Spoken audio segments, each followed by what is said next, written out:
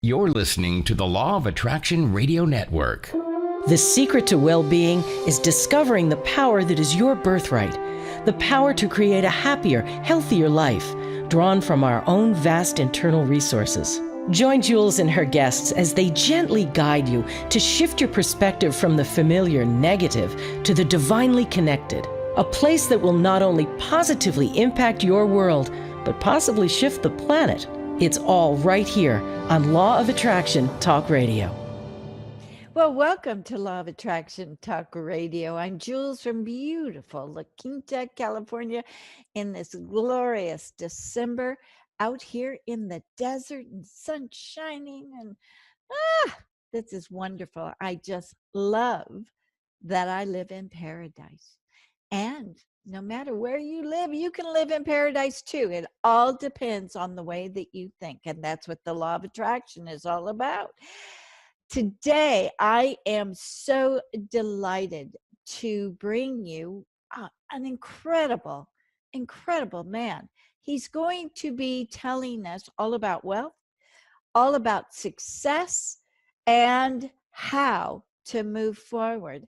Not be just that person who is at one level. We're going to exceed your hopes and dreams. And this guy, Mr. Doug Vermeeren, has the answers. You know, he has interviewed and talked to so many incredible business experts, such as Donald Trump, such as the business leaders of Nike, of United Airlines, you name it. For 20 years, he has interviewed and asked them the secrets to their success. So he has built up this incredible knowledge base on how to go from step one to all the way to the top, to millions and millions. This is a very, very exciting show. Besides the fact that he can tell you and teach you how to become that millionaire that you've always wanted to be, he is responsible for the creation and the directing of 3 movies. You all have heard of The Opus. Well, he's the reason why it is out. And you have heard of The Gratitude Experiment. And the last one, The Treasure Map. And now I hear from Doug that he has got all these other movies coming out and just bringing on even more experts that you would probably know, like Bob Proctor, Dr. Joe DeMartini, Jack Canfield. I mean, you know all of them, but they are some of the best self-development movies that you will ever see. I am so glad to have him on today, and we're going to get right in because he's got a lot to tell you, and I'm absolutely delighted. So stay tuned as we go for these short commercial breaks, and we'll be right back with Mr. Doug Vermeeren.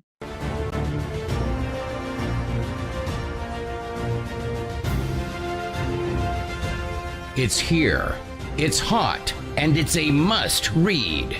It's the science behind the Law of Attraction magazine. Every issue brings you great articles and in-depth how-tos from all your favorite Law of Attraction experts, authors, scientists, and medical professionals. Go to lawofattractionmagazine.net.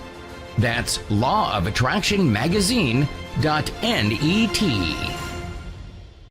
Okay, we are back, and I want to talk to you about this incredible, mind-blowing cruise that we are having. Oh my gosh, never have we had such an action-packed workshop cruise before. I mean, we have got Joshua, the stream of David. We have got the incredible Paula Kidd Casey, the lawyer of attraction. We've got Constance Arnold, who I know you all love and adore, as I do. We have also Dr. Edelberg. Now, he's along the lines of Dr. Joe Dispenza. He is going to be talking to you about health, the way your mind works, and so many other things. You're going to love Dr. Edelberg. And of course, you have me. I'm going to be doing a group hypnosis session. But on top of that, I'm going to be talking about how to access and activate the second brain. And this brain is actually what people use to make their millions. You didn't know this, and a lot of people don't know this, but I'm going to explain it. Plus, I'm going to go through the exercises on how to start activating this brain. It's very, very powerful. So with that, I got to tell you, this is a cruise you don't want to miss. Go to LOARadionnetwork.com/LOA-cruise and put in your form and pay your $100 deposit. The final payment date is due February 8th. So you have another couple of months to pay the full amount. And you can either do it with a charge card, or you can make payments directly to our cruise planner, whatever you want to do. You don't want to miss this cruise because it's going to be life-changing. You've got to come on. You've got to learn. I'm going to do that group hypnosis session so that you retain everything. You're going to love it. This cruise, going to Cozumel, my favorite place in the entire world, and Yucatan, and then coming back, we're going to absolutely have the time of our lives. Come and join us. And with that, I want to introduce you to this phenomenal man. You're going to love everything he says, because get ready. He's going to tell you the first steps to becoming a millionaire. Well, welcome to Law of Attraction Talk Radio, Mr. Vermeeren. I am so delighted to meet you. Oh, thank you for having me. It's going to be fun. We're going to have a good time.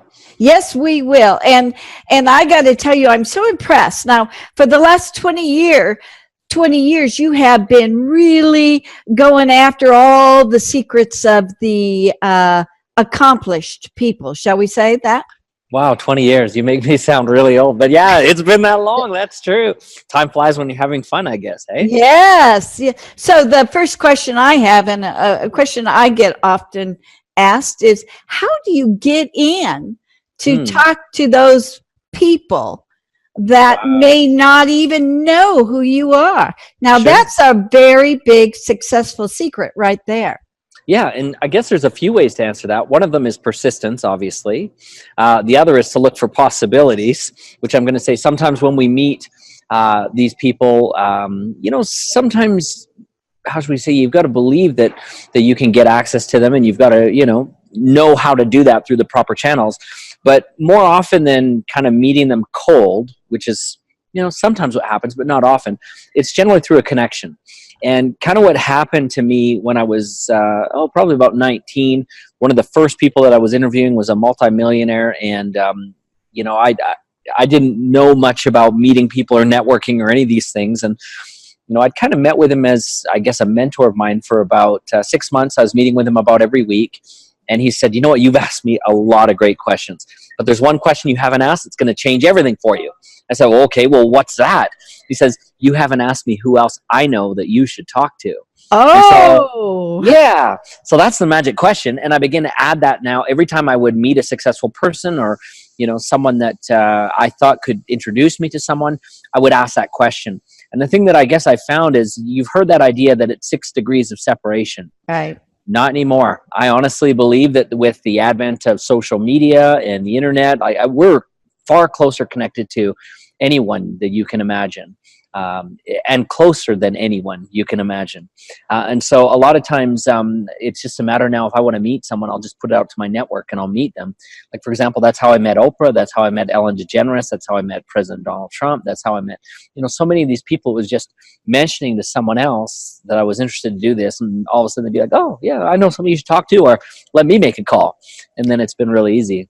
Oh, wow. That's a great idea. Yeah. I have to try that myself. Usually, fortunately for me, I can usually grab some of the terrific people like you, so that people will be on the cover of the magazine. So it's like, okay, cool. This is a real neat way for me to begin to know people. And I love it.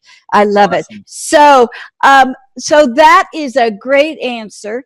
So put it out to the network. I love that.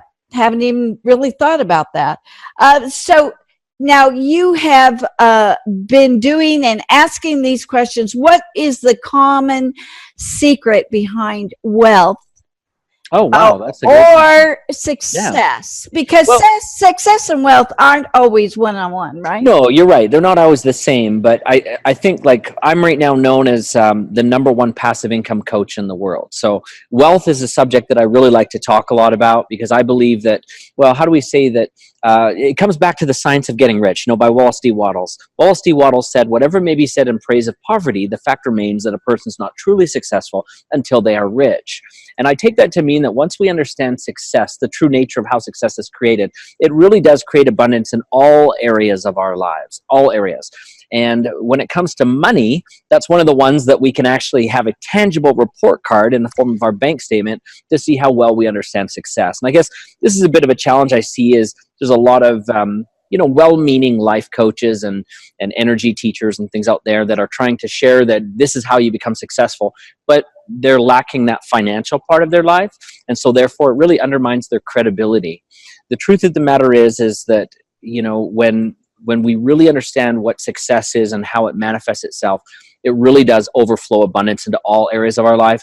And I guess one of the things that I like to tell my students is that you can't have 1 foot in scarcity and 1 foot in abundance and expect to attract abundance. So you really need to have everything there. And if you think about it, jealousy or criticism are all really forms of scarcity. So if we say, I'm abundant in my life and I give and I bless and I lift, but money, right? Then what we're really doing is we're actually bringing in a form of criticism or jealousy towards that form of success. And so we've really got to understand that, to be fully abundant, we need to embrace all forms of abundance in whichever way it appears in our life. Oh, okay. Good point. Good point. Yeah. So we cannot be afraid of getting rich. No. I mean, some people, and I've even experienced it myself, where I've been afraid, because if I'm a success, that means it's going to be twice as much work for me. And you know what? It's interesting that people feel that being a massive success requires hard work. To tell you the truth, again, as a passive income coach, what I have discovered as I've taught people how to develop passive income is that all the activity is generally at the beginning. You've heard the saying that says, if you pay now, you get to play later. Yeah. But if you play now, you have to pay later. And I'm going to add with interest on each of those, right? You have to pay with interest. So the truth of the matter is all of us do have lives that have difficulties in them. That's part of being human. There's things that we have to, learn and grow with and so forth. But if we expand who we are, we get to expand what we have. And ultimately, then it enriches our lives. And so for us holding back even our greatest success by saying, I'm going to have to work harder, I'm going to have to juggle more, I'm going to have to learn more, it's more complicated, you're actually really denying yourself of an abundance life by choosing to play small. The truth of the matter is everything in our life has always taken effort to learn. Think of the first time you rode a bike or tied your shoes or walked. But eventually it became very, very easy. But if you, as the same thing, let's take this idea of being rich and said, oh, it's too difficult. Well, that's like denying yourself of ever tying your shoes. There's now doors that are going to be cut off from you. You're always going to have to either wear flip-flops, slides, or some kind of shoe without laces, right? And so that really now limits your possibilities for expression in yourself. In fact, I'd like to tell people that without wealth, you limit your actual divine potential. There's doors that are going to be cut off from you, because let's face it, everything in life to some extent has an admission ticket now. Whether it's you want to go and climb Machu Picchu, or you want to go spend time on a beach, there's an admission ticket that needs to be paid. And the more abundance that we have in our life, the more freedom that we have to just simply make the choices that edify us, that lift us and cause us to tap into our best brilliance.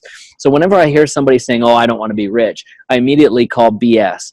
Because like, the truth of the matter is that's like saying, oh, I don't want to experience life at the fullest. I don't want to get bigger. I don't want to expand who I am. I don't want to tap into my potential. That's really what they're saying. Because if you think about what money is, again, it's energy. Right. And if we are denying to have an abundance of energy in our life, we're just saying, no, I'm okay to play small. It's okay. Right.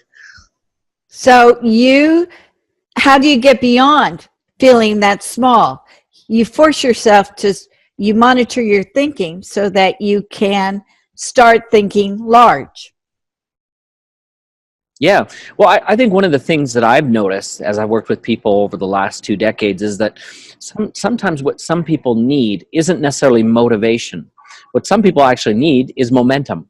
In other words, they need to see it occurring in real time so that they begin to believe and experience and stretch into that experience, right? It's kind of like, if you remember the first time as a child that you ever went swimming. I don't know about you, but I remember standing at the side going, I don't know, this is kind of freaky and frightening, and I don't know if I can do this, right? But as soon as a kind and loving parent, put me in the water, I still screamed and kicked for a minute because I wasn't used to that. But soon as I saw that this is okay, I began to expand my abilities, and as I got the momentum of being adapted to the water, I could expand myself within the water, and now I love to swim, right? So I think that this is the same way with wealth with a lot of people. They see a lot of what the media portrays wealth to be, meaning that it's either greed-based or it's difficulty or it's attained through corruption, or they also show, again, what we often have understood about what we falsely have understood about other people, that wealth takes a lot of effort to maintain, and that, there's more taxes involved. If you make more money, you pay more taxes, there's more responsibility, and all of these things are actually not true. What I have found to be true is that as you grow into wealth, you also expand your capacity to be able to nurture more wealth in your life. And the other thing that I think is astonishing to me, especially when it comes to the passive income part that I teach people, most people have this idea that it's all up to you. You've heard the saying, if it's meant to be, it's up to me. I think that's totally a crock. The truth of the matter is if it's meant to be, start a team. If it's meant to be, get partners and support and get help. When people say that your net worth is your net worth, I think one of the areas that they miss, they think that means it's like a fishing net. If I have better friends, I'm going to make more money because they're going to bring more money in. But the truth of the matter is that's kind of true, but it's not really the truth. The way wealthy people understand this is that network is actually a safety net. Meaning I can now solve bigger problems. I have resources and support to be able to manifest bigger solutions. I have, more opportunities to get involved in things that maybe before the rest of the public knows about it, I'm going to find out about these things. And I'm part of I don't want to call it an elite club because it's truly available to everyone, but it's kind of like, a club that we all work together to build wealth. It's kind of like climbing Mount Everest. No one's ever done it by themselves, or walking on the moon. No one's ever ddone it by themselves. Maybe one guy gets credit, like Neil Armstrong, but we forget that there were all these people who built the rocket, sitting down at Houston, guiding it and everything else. And that's the same way that your wealth is going to appear. I think the more you're able to play fairly with people and to work in a synergistic way with people, the more your wealth will manifest. Okay, so what does passive income mean? That's my favorite question, actually, because it's so poorly understood. In fact, it's interesting. I was just on CNN and they were talking to me about this. They said, you're the #1 passive income coach. Well, what even is passive income? And, why can't people attain it? Why don't they get it? Well, the truth of the matter is passive means you're not making as many trades. Now, notice I didn't say you're not making trades. I said you're not making as many trades, because passive income also is on a continuum. In fact, if we look at it this way, I've got something in my office on the wall that actually, this is funny because it's really on the wall. I've got a line, and on one end it says me in, the other end it says me out. Now, what I mean by that is every time I have an opportunity that comes to me, I measure it against that. some of the opportunities that come to my life have more of me in than more of me out, meaning there are some efforts that are required, there are some things that I've got to do, there is occasional maintenance that's there, etc. There's others that it's very me out, that once I've set it up, notice I still have activity in setting it up. Passive never follows lazy, it always follows active. Passive income always follows active engagement at the beginning. So I do have things that I set up, but then my only job becomes cashing a check. Right? So there's a continuum there. Nothing is ever exclusively passive and nothing is ever exclusively active. Everything in our life is this way. So what we try to do when it comes to creating passive income is we try to create income streams that have less trades, meaning I have less activity of trading my time, my effort, my expertise, my influence, my money, my whatever it is I've got to leverage. And some of these things are very, very passive. Like, for example, I have some investments where I put the money in, all I now do is receive. But I do have rental property, like real estate, right? Right. And I get checks from that every month that's more or less passive, but I still have to occasionally maintain the properties. Right. Or hire someone to do that, which is the smarter way. I still have to collect a rent check from people or hire someone to do that. So even though it's passive, there's various degrees of passivity, and we get to decide what that is. Now, the other misunderstanding on passive income is so many people don't get started because they feel like I need to have one big passive income that makes me immediately financially free. Well, you know what's interesting is I've got one of my passive income streams. I was doing another interview earlier today and we were laughing about this. I do more than 7 figures every year now in passive income. Okay, that's my income. But I've got one passive income stream that pays me, I think it's $8 every month. $8. People are like, what the heck do you need $8 for? But here's the thing about passive income that most people forget. Every dime you collect passively is free money. If you were walking on the street and you saw $8 on the ground, would you pick it up? Yeah. Of course you would, right? So if you had the ability to spend, let's just say 2 hours to create something that's going to pay you $8 every month for the rest of your life, and you're spending 2 hours to do it, would you do it?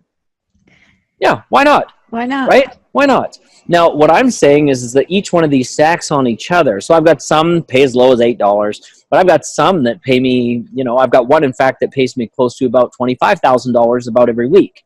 So we've got a variety of different ones that we would create, and what we do is we stack them or we overlap them. Think of it like a spider web, right? If you've got one strand to walk on, it's pretty difficult to keep that balance there and stay financially free. But if you've got several strands going back and forth, weaving a nice web, well, now you've basically got a hammock that you can sleep on, right? And so this is how we build passive income. We don't just build one stream, we build multiple streams, and there's a very strategic way to do that I think most people are afraid of because they've never seen it kind of expressed that way, right? They've never seen it operate that way. So I know you've got a class that you teach people more in depth, like the steps on how to do that. But I just want to find out real fast. So how do you find these passive income streams? How do you do that? Oh, yeah, it's great. In fact, it's kind of funny that you asked that because I've just finished writing my latest book. It's called Passive Income Millionaire. And by the way... oh, boy, that's a bestseller. I could tell already. Yeah, it's pretty cool. But you can actually go to Passive Income Millionaire book right now, and you can grab a copy of this. I think right now as a promo, we're offering them for only $5.95 for the book. So that's a pretty good deal. But in this, I talk a lot about how to discover your passive income stream, where you're going to be best suited. And a few of the things that I think are really important just to point out. Number one, passive income is not just an online activity. I know that online right now, a lot of people are talking about passive income, build a funnel, build a landing page, become an Amazon affiliate. These are all good ways, by the way. You can use those, but it's not the only way. In fact, passive income existed long before the internet. In fact, it's almost since the beginning of time. But there's really 5 kind of key areas where you can build, I find, passive income on. And again, this is either online or offline. It's business, real estate, investment, intellectual property, or through your own network. Okay? So I talk about ways to do that. Now, to answer your question, which I think is interesting, where do I begin? Well, I find that some personality traits that people have and some passions that you have, or maybe even life experience that you have, will actually dictate that one of these areas is going to be what I call low-hanging fruit for you. So one of these is going to be a lot easier for you to actually implement than to just kind of roll the dice and try something for the first time. Now, I have a test that you can take called the money test that will answer that. But one of the things that I always, in that money test, ask people to consider is, what assets do you already have in place? Meaning, do you have something that's already created that could be systematized to turn into passive? Do you have any kind of skill sets that you already have that could be packaged in such a way that could turn into passive? Do you have partners or people in your network that you could leverage to gain immediate success in those areas, right? So you start looking at the things that are kind of in your life, and that gives you the idea of where you need to start. Now, I use the word start deliberately because I don't want you to think that you just need to start. I'm going to suggest that you need to keep going. And eventually you may have something in each of those 5 areas. I do. I make money in business regularly, real estate, investment, intellectual property, and also through my network.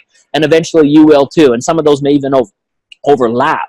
So to answer your question another way, this is kind of fun because you hear a lot of gurus say, if you want to be successful in life, you've got to find your passion and your purpose, right? Well, I'm here to tell you that that's kind of selfish. and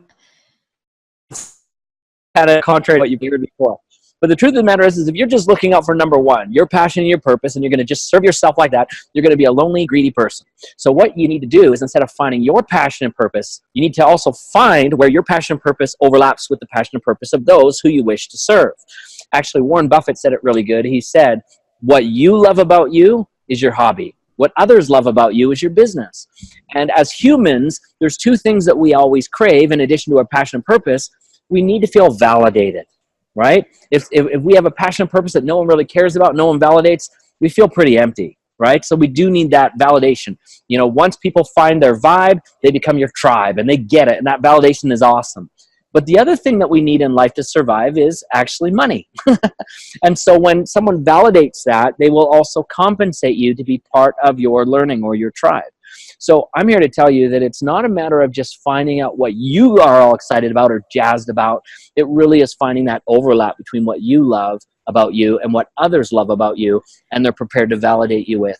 And if you can find that within your passive income streams and then bring that to an audience that will support that through systems that we use, like the way that you create passive income is, number one, with an asset that you leverage. You must have an asset, but now what vehicle are you going to share it with? And that can be, again, either online or some kind of system, through an affiliate program, through, a distribution mechanism, through licensing it, through, like, there's a million and one ways. And that's really the essence of building passive income. Wow. Oh boy. I'm gonna having fun, huh? Yeah, I'm gonna get that book immediately. The stuff that I really need to know. But I really love the aspect of having a team and being able to find that team too. So that's important. I agree. And You're not doing it alone. I'm glad that you mentioned team too, because one of the other things that I was just writing on my blog about this morning, actually, so timely that you mentioned this. Most people don't understand that there's actually 3 forms or 3 ways that passive income manifests itself. One of them is create. That's what you and I have talked about so far. You're going to build it, right? The other is what I call rebate, which actually deals with our habits. So in other words, if you've got a card that gives you cash back at the end of the year, or you're getting air miles, it's something that you habitually do. So you can rebate your way into passive income too, which is important, right? You're not changing anything. You're passively just receiving benefit. But the other thing that most people don't talk about, and this is actually the thing that made me the #1 passive income coach, is preservation. Okay, so income preservation. And that requires the right team too. See, it's not enough about making money. It's really how much you get to keep. Yeah. Right? And I'm not just talking about taxes, although that's really an important part of this equation, but how else are you really just, keeping your money intact for you? And there's a lot of strategies around that too, because again, part of the passiveness, I think that most people, the danger of passiveness, the negative side of passiveness, is many of us, we make pretty good money, but we let it slide out the back door passively just as quick as it arrives. Right. Oh yeah. That's kind of easy to do. So you, in your book, you're actually teaching us in your book how to not overcompensate or become too passive with the passive income, right? We get into that to some extent. Obviously, there's going to be more books after this one. But this one, I say that kind of the key focus on this book. Obviously, we need to get you started. We need to get you making some money. We need to get you the confidence to know that passive income is a possibility. And not just passive, I say massive, because we need you to make some big money. So if you look at the subtitle here, it's basically 7 steps to a 7-figure income. So this book actually outlines the very predictable steps on how you can get to passive income in a very quick and easy, approachable way. And then from there, you begin building on it step by step by step until suddenly you're at a 7-figure income. And then really, you become free. And by the way, it's hilarious. I was also on another interview laughing about this too. Your vision of passive income doesn't have to be you sitting on a beach somewhere, right? And that's what a lot of people think, well, now I'm going to live the beach lifestyle. Well, the truth of the matter is, you've probably gotten this from my energy already. I love the beach. Don't get me wrong. I love it. But I get bored as heck after about 3 days. And so I also need to be constantly creating. So don't feel bad if you're a person saying, I want passive income, but I don't want to retire yet. I'm only like, in my 30s or 40s. You don't have to. Keep creating.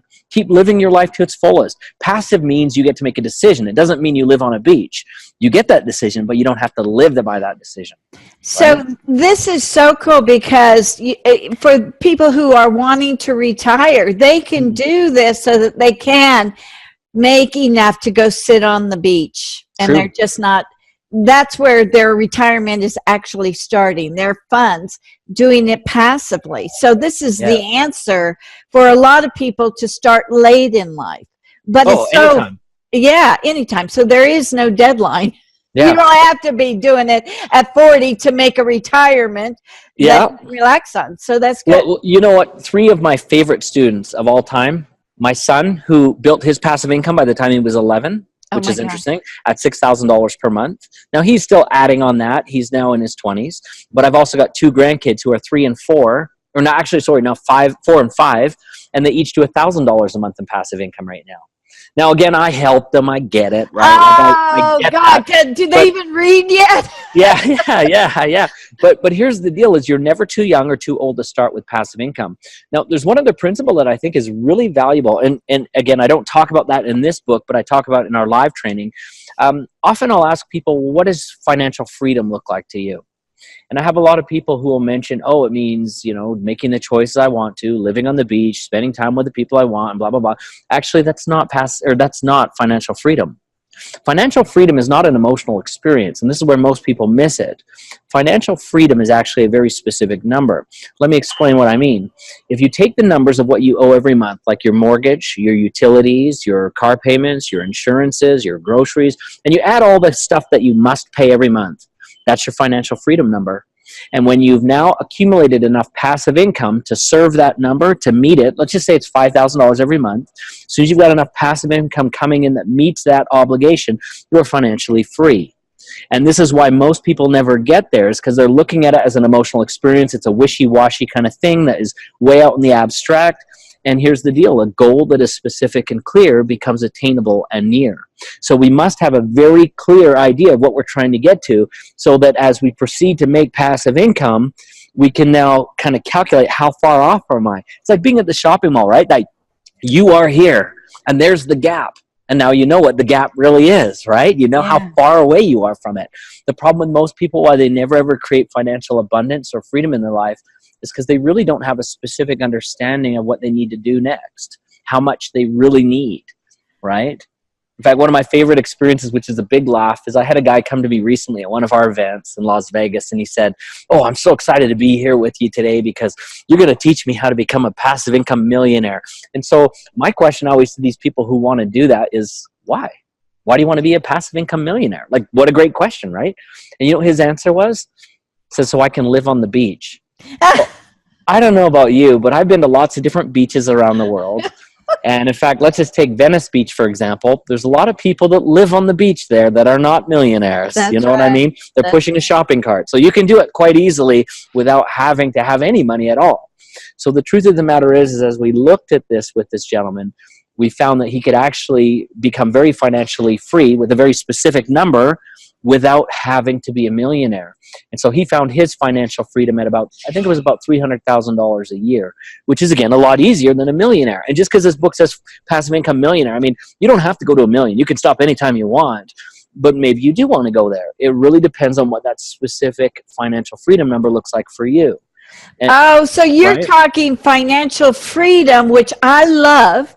Yes. Instead of striving to be a millionaire, instead of, for the people who don't want to be millionaires, they just want to be at that freedom level where they can just live a life stress-free. Well, let me even use it this way too, and I agree with you. This is great. To become a millionaire, if you do the math, you know how they say eat an elephant one bite at a time. If you really want to do the math, to become a millionaire, it's about $2,739 a day. That's what you need to bring in. But for most people, if you think about it, like I don't know what you spent this morning. Like I just went over to Starbucks. They'll have to pay me later for the advertisement, right? But I went to Starbucks. I put some gas in the car this morning before I drove the grandkids to school. And what did I spend? I'm less than maybe $100 for the day. And I may not spend more than that. So even for most people to have a life of full abundance, if you were able to make even an extra, say, $500 a week or $500 a day, it'd be a dramatic shift for you. Right. And so you don't need to focus on the millionaire money, although I do encourage people to become a millionaire. I'm one, and it's fun. It really is fun. But it's not necessary to have that amount of money. You can do that quite easily with even just a few $1,000s a month extra, right? I've got some of my students, it's funny, I always say making money is like making cupcakes. Once you have the recipe, you can make as many cupcakes as you want. I love that. So I've got people that start with, $500 a month. And if you think about, just coming to one of our courses, learning how to do an extra $500 a month, that's like the payment on a brand new BMW, basically. That's right. Right? And then they learn how to do it every week because they get better at it, right? And if you think about it, that's like a new property. You can do a mortgage for $500 a month on almost anywhere in the world, pretty much. And then they learn how to do it $500 a day. And that's when it really comes to where they get more money coming in than they know how to spend. So after a period of time, you are becoming so successful with that small amount that you're believing that you can make more and more and more. It gets easier. You just duplicate what you've already done. Yeah, psychologically, it's easier. Yeah, you just duplicate what you've already done. In fact, one of the things that I love to do, and I know this is a really strange idea. In fact, I don't know of any other passive income people talking about this right now. Like I'm the only coach that advises this. So you've got a few ways you can build your passive income. One of them is you build the stream yourself. So in other words, you create an asset, you build a vehicle, you start generating funds, there you go. One of the ways that I actually advise that's even quicker is you find assets that are already cash flowing and you buy them. So the truth of the matter is if you look at anyone, you'll never ever save your way to wealth. You just can't do it. Like there's no way you put money in a bank account and you're going to save it to there. You'll always purchase your way to wealth. And if you kind of look at it, and I'm just getting out a credit card because this is a funny way to demonstrate this. People talk about you need OPM to make money. Well, maybe you do, maybe you don't, but this is OPM. This is other people's money. And we use it all the time to build assets and to build things like, for example, real estate and everything else, right? So here's the thing about when we buy things. Remember I said you can't save your way to wealth, but you can buy your way to wealth. So when you buy your way to wealth, let me use an example. You can't, for example, collect rent on a property you do not own. Right. You have to buy it. You can't collect dividends on an investment you don't own. You have to buy it.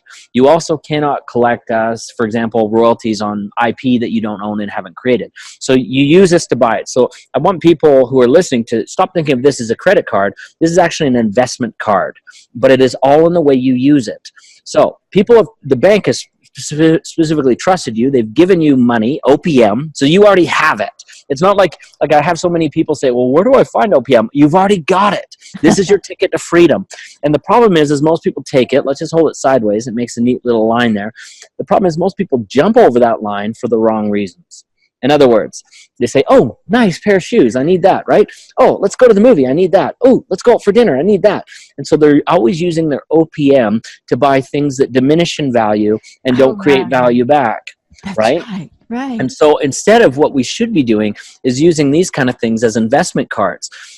So let me just ask you this. If I were to give you $10, would you give me $4 for $10? Sure. Yeah, every day. No problem. Would you give me 40 for 100? Sure. Okay. Would you give me 40,000 for 100,000? Yeah, See, notice you're hesitating though a little bit, because the more zeros we put in, the scarier it gets for people, that's right. right? You had They're to not. stop and think about it. Yeah. It's the same equation. We just haven't seen the zeros before. And so I think a lot of times when people look at these kind of things, they don't understand that this can be used to create assets, but also bigger money, borrowing it from the bank or another lender. It can do it the same way for you, only exponentially. But most people say, oh, yeah, then I'll be in debt, and that's bad. Well, you know where this idea of bad debt came from? Where? Either your parents or other broke people. Because if you think about it, all wealthy people use and leverage debt all the time. They just understand the difference between good debt and bad debt. Whoops, knocked the camera there. They just understand the difference between good debt and bad debt. And most people aren't willing to ever do that or experiment or explore it. And that's why they're afraid of it, because they've never had the experience to see how it can reward their life. So this is just a really powerful lesson we talk about in here as well. Well, it is, because with the TV and everything, we're seeing things to buy. And that's a great point. You're saying, don't buy the shoes, don't buy the dinner, don't do that. Spend it for an investment. And that's the way everyone should be thinking. Well, I maybe should qualify this a bit, because I'd be a hypocrite to say that I don't buy the nice things occasionally. I do, right? But what I'm going to say is, one of the things that I think is important is to prioritize how you buy and when you buy. Actually, one of the things that comes to my mind that's probably worth sharing is I still actually meet with a lot of the mentors that I had originally interviewed. We talked about networking at the beginning. One of them is a very close friend of mine. I meet with him about every Friday. His name's Brian. He's worth about $800 million. Wow. He's a really wonderful man, but he's got some wise things to say. We were chatting over lunch probably about 3 weeks ago, and I asked him about this principle that we see in all these wealth books that says pay yourself first, right? You've heard this before, right? Yeah, Pay yourself first. Well, there's a difference between how broke people understand pay yourself first and wealthy people understand pay yourself first. Broke people think pay yourself first, put it in an account. When I get enough, maybe I'll invest, or put it in an account, pay myself first. I take care of myself first. That means the shoes, the movies, that's taking care of me first. Well, when I asked him about this idea, he used a really good analogy. He said, let's talk about the movie Titanic for a minute, or the boat, the Titanic. He said, you remember the Titanic was going along, and all of a sudden, bam, they hit that iceberg, right? And the ship starts to go down. And all of a sudden, the lifeboats go out. He says, pay yourself first. For most people, looks like I'll get into a lifeboat, and I'll push myself off, and there I am in the middle of the Atlantic, right? Says that doesn't work. That's a very greedy, selfish way to do. Then he asked me, he said, what would you do if you were on the Titanic? How would you load the lifeboat? And I thought to myself, well, I'm going to put my family in there first, right? And then I thought, whoa, if I wind up on some deserted island, I need a guy who can build a shelter, who can maybe hunt and fish, a guy who can send up signal flares. I need this. And then he said to me, he goes, that's your golden goose. I said, well, what do you mean by that? He goes, paying yourself first means to prioritize the things that are of highest value to you. So for you, paying yourself first means taking care of your family. That's paying yourself first. Then he said, paying yourself first also includes taking care of your companies or your income streams, your customers, your employees, and all those who can help you build shelter, hunt, fish, and send distress signals. Because if I put all the money in my pocket and I'm the only guy on the lifeboat, pretty soon, not only am I alone, but I'm going to be dead, because I don't know how to do any of those skills. Yeah, right. And so I think this is an important thing that we understand, that when it comes to building wealth, we need to understand priority. And we need to take care of first things first, as Stephen Covey says in 7 Habits. Take care of first things first. And when we recognize what's important and going to keep feeding us and keeping us alive, we're not cutting off our airways, so to speak, right? We're now alive and vibrant. And I think that that's really the big thing why most people are broke, is they put money into the wrong things and don't feed the right things enough. That's brilliant. I love that. That's absolutely brilliant. We are running short on time, but I have to talk about, how did you move into being a movie producer and director of the 3 most popular movies in my industry anyway? Cool. The Opus. Oh my gosh. Everybody knows the Opus. I mean, really, how did you move into that? Okay, well, it's kind of funny. I've always loved movies. In fact, the very first time I was on a movie set, I was in the second grade, which was really funny as a background extra. And so I'd never seen personal development. I'd never been aware of it. I didn't know anything about it. And I went to school for screenwriting and film production. I just fell in love with the movie business. I think you can blame movies like Star Wars and Indiana Jones and all these big blockbusters growing up, right? Yeah. Like blame Lucas and Spielberg for who I am, right? And so, yeah, and if they're listening, with gratitude, thank you. But in all seriousness, when I got into college and so forth, that's kind of when I had my first brush with personal development. Someone gave me a copy of the book Think and Grow Rich, and I read it, and I from there started my interviews with the top achievers. And so kind of what happened, really a weird thing is, as we know, in 2006, the movie The Secret came out, Right. and it really did really big numbers. And the strange thing is before The Secret came out, I wanted to do a movie interviewing these top achievers that I had met, but no one was interested. No one wanted to help me fundraise for it. No one wanted to help me distribute it. No one wanted to film it. No one wanted nothing to do with it. But all of a sudden now when The Secret came out, they're like, wait a minute. How? And so the thing that was kind of funny about this is I knew many of the speakers from The Secret before The Secret came out. And so I was able to get on the phone and chat with guys like John DeMartini and Bob Doyle and Jack Canfield and some of these other great people, Marcy Shimoff and others, and say, listen, I'm making a movie. And I guess my timing, it was kind of like lightning in a bottle almost, because our film came out just as The Secret was hitting its peak and everybody wanted to see it right away. And what's funny is because I had many of the cast from The Secret in my film, immediately people started calling us the sequel to The Secret, but we're not. Like, we're not affiliated in any way. But it was nice. In fact, even some of the marketing slogans that people started using, because we had affiliates selling it, right? They said, it's not a secret anymore. The next step has arrived. And I was like, that's genius. That's wonderful. I wish I would come up with that, but someone else did. And so that really helped us to hit it to the next level. But if you watch the film or any of the films that I did, they're very different than each other and different than anything that's out there. Like The Secret, we try, or the Opus, we try to put a story in where The Secret was just kind of the vignettes that they did. And it was a wonderful beginning to a conversation. I love what they did. And I always will be a big fan of that film. But ours, we try to put a story weave through. So you follow the story of a character through, and that takes you from a vision of what you want to be to ultimately a workable plan to performance in your life. And then our second movie, when I went out and I studied the top achievers in the world, one of the things I found is that, you know, I was reading a lot of success books at the same time, but also interviewing the top achievers. And I found there was a disconnect between what the books were teaching and what they were really practicing. And one of the big things that was lacking, like a lot of the books talk about goal setting, time management, prioritizing, and, you know, finding your why and all these kind of things, which are valuable.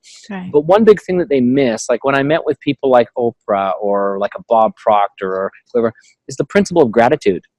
So our second movie, I decided to make it about gratitude. And so we called it The Gratitude Experiment. And I explored how gratitude can shift our life and help open up doors of possibility. And ultimately what I found is that everything that gratitude touches, it expands. So you want better relationships, abundance, you want better health, you want whatever it is, gratitude expands it. It's an amazing, powerful force in the universe. And then our latest film has a lot more to do with the money aspect. And it's called The Treasure Map. And it really focuses on the mindset, because the buck doesn't stop here. In fact, the buck starts here. That's really the phrase that we need to understand. And so I explore the mental aspect of abundance. But in the film, we also share some very practical things that a person can do immediately, not theory, results-driven activity that a person can do that will build money into their life. In that film, we had John DeMartini back. In fact, John's one of my best friends. He's in all of my movies so far. We had Laurel Langmeyer. We had people like Raymond Aaron. I know Marshall Silver's in there, and a bunch of other really great people. And so that's the latest movie. But what's funny is I should let you in the secret. You're going to do another.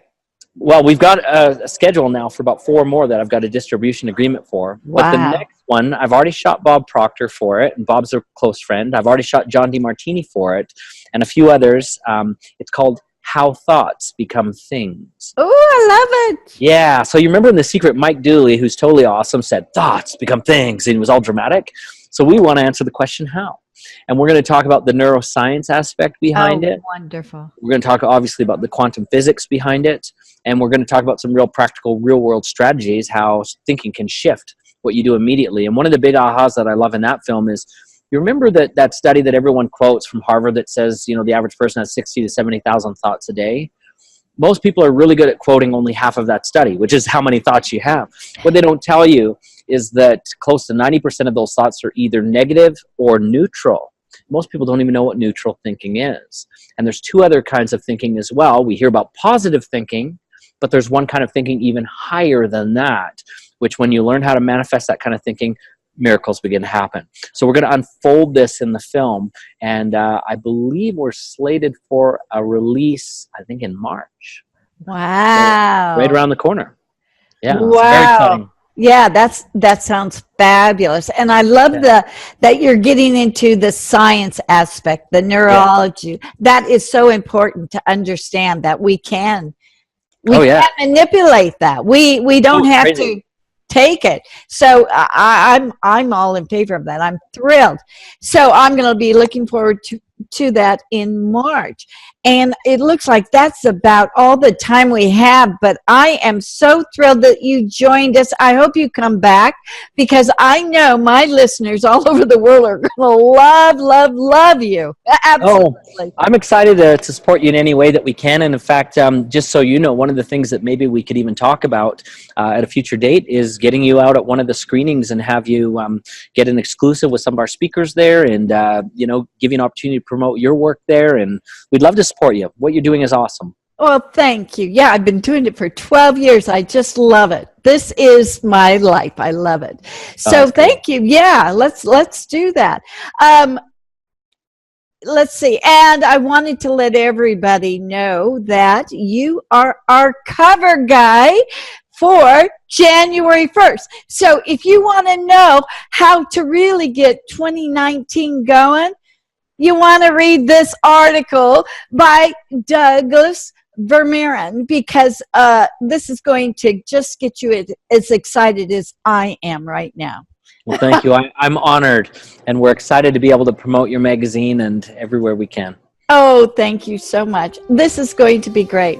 Well, thank you for joining me. I am so thrilled, and I look forward to seeing more of you. Thank you. Thank you so much for joining us. We'll be back next week with another great show from Law of Attraction Talk Radio. If you'd like to comment on tonight's show, send an email to jules@loaradionetwork.com, and have a great week.